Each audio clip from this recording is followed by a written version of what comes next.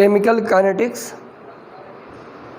इस chemical kinetics में हम लोग पढ़ने जा रहे हैं temperature dependence rate of reaction. Temperature dependence rate of reaction क्या होता है? नॉर्मली आप किसी भी रिएक्शन का टेम्परेचर एवरेज पर 10 डिग्री सेल्सियस इंक्रीज कर देते हैं तो उसका रेट डबल और ट्रिपल हो जाता है, दुगुना या तिगुना हो जाता है। और ऐसा क्यों होता है? क्योंकि जब आप टेम्परेचर बढ़ाते हैं तो कोलिजन फ्रीक्वेंसी बढ़ती है, तो रिएक्टेंट मालिक्यूल के मध्य नंबर ऑफ कोलिजन्स जो होते हैं इन गिवन टाइम वो इंक्रीज कर जाते हैं। यानी जो समय दिया रहता है उस समय में जो है टोटल नंबर ऑफ कोलिजन्स बढ़ते हैं, उस मध्य की टक्करें क्या होती हैं? बढ़ जाती हैं। Number of collision per second is referred to as collision frequency. एक सेकेंड में कितने कोलिजन होते हैं वही कोलिजन फ्रीक्वेंसी होती है। तो आपको यहाँ ध्यान देना है कि यदि हम किसी भी रिएक्शन का टेम्परेचर बढ़ाते हैं तो उसका रेट क्या होगा? बढ़ेगा।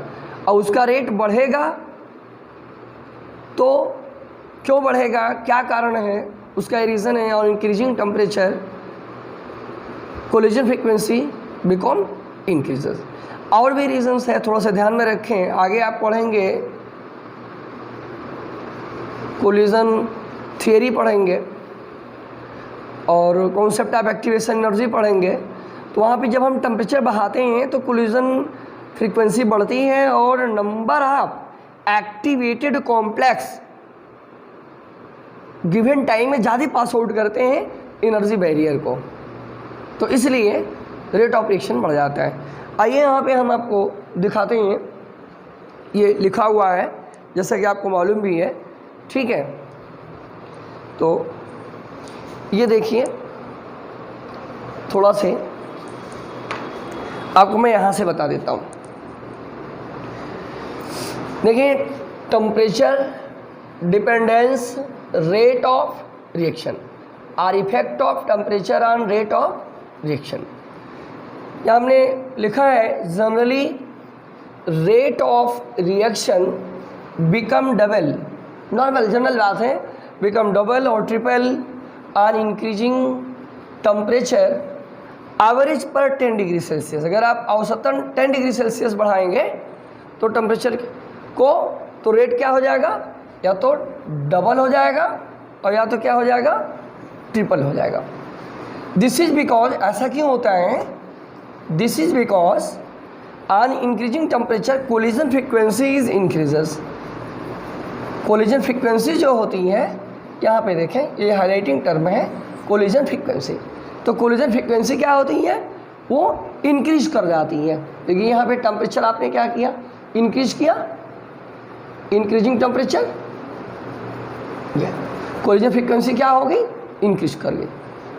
To explain effect of temperature on rate of reactions, scientist Arrhenius give a equation are called as Arrhenius equation. यानी इफेक्ट, रिएक्शन के रेट पर टेम्परेचर का इफेक्ट को समझाने के लिए साइंटिस्ट ऑर्हेनियस ने इक्वेशन दिया था, इसको हम अर्नियस इक्वेशन के नाम से जानते हैं। और ये जो टर्म है 2 to 3 का, आप इसको ऐसे भी लिख सकते हैं। थोड़ा मैं यहाँ से आपको बता दूँ हल्का से, यहाँ पे देख लीजिए, दिख तो रहा ही होगा यहाँ पे।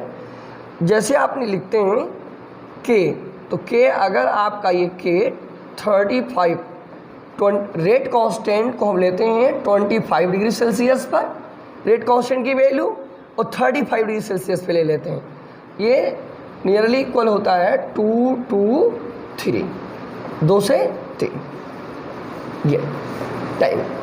या तो इसके बराबर क्या आएगा? 2 आएगा, या तो क्या आएगा? 3 आएगा। इस पर न्यूमेरिकल भी आता है, इसे पूछा आता है। अब आइए थोड़ा सा मैं अर्नियस इक्वेशन के बारे में आपको जानकारी देता हूँ हल्का से। अर्नियस इक्वेशन क्या है, यहाँ पे ध्यान दें।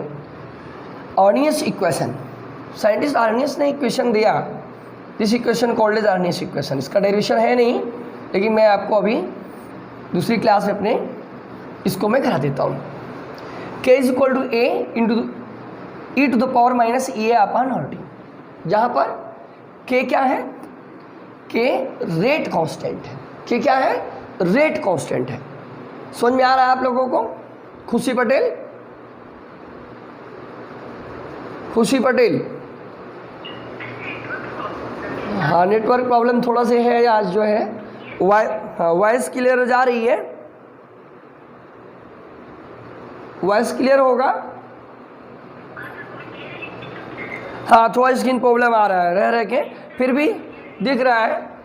k is equal to a to the power minus E upon R T. तो k क्या है, रेट कांस्टेंट है, और t क्या है, एब्सोल्यूट टेम्परेचर है। थोड़ा ध्यान दीजिए क्योंकि अभी 1-2 घंटे के अंदर ही इसका वीडियोस पहुंचेगा, लाइव वीडियो, तो आपको आसानी रहेगी ना, क्योंकि आपको नेटवर्क को लेके हमको वेटिंग का बात नहीं है। थोड़ा सा यहाँ हमने पढ़ लिया, वॉइस क्लियर हो रही है, बीच बीच में स्क्रीन भी देखिए अभी क्लियर हो गया, क्लियर हो रहा है, और आपको शाम तक वीडियोस भी मिल जा रही है। तो कहने का मतलब है कि पूरा क्लियर हुआ, कोई प्रॉब्लम नहीं है।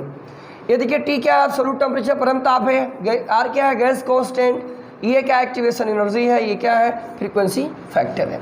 ये है आर्हेनियस इक्वेशन आपका, ठीक है। तो इस तरह से हम लोग अब आगे पढ़ेंगे आर्हेनियस इक्वेशन आपका क्या होता है। और तो देखें, now we discuss on Arrhenius equation. एक बार फिर से मैं बताता हूँ आप लोगों को आर्हेनियस इक्वेशंस क्या है। k is equal to a e to the power minus e upon r t, taking log of both sides, log k is equal to log a minus e upon r t। We want to change this equations, represent this equation in the form of straight line, y is equal to mx plus c. Here slope in this equation, slope comes out to be minus e upon r. If you want to plot a graph between 1 upon t and log k, then intercept comes out to be log a and slope comes out to be minus e upon r. Clear? And here on x-axis we taken the 1 by t and at y log k. If we want to represent this equation in the form of log base 10 to solve the numerical problem, then we also write down this equation in this form. Log base 10k is equal to minus e upon 2.303 r 1 by t plus log base 10a. Also represent this equation in the form of straight line, y is equal to mx plus c.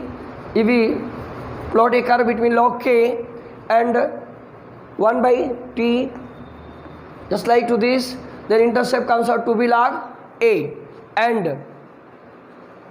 this slope is equal to minus ea upon 2.303 r. देख रहे हैं ना आप लोग, ये minus ई upon 2.303 r हो गया। तो इस तरह से आपने देखा आर्हेनियस इक्वेशन, और इसका यूजफुल जो फॉर्म है स्ट्रेट लाइन इक्वेशन में आपने देखा, और कॉम्पिटिशन में पूछा भी जाता है, ठीक है। तो ये लाइव क्लास और साथ साथ वीडियो भी लाइव क्लास की पहुंचेगी। ऐसे पेशेंस रखिए, सेट रहिए, आप लोग हम लोग का भी उत्साह बढ़ाइए। ओके, दैट्स ऑल राइट, ठीक है ना। अब देख लीजिए, जैसे भी और सब्जेक्ट आपके हैं, ठीक है भाई, मैं तो अपनी तरफ से आपका काम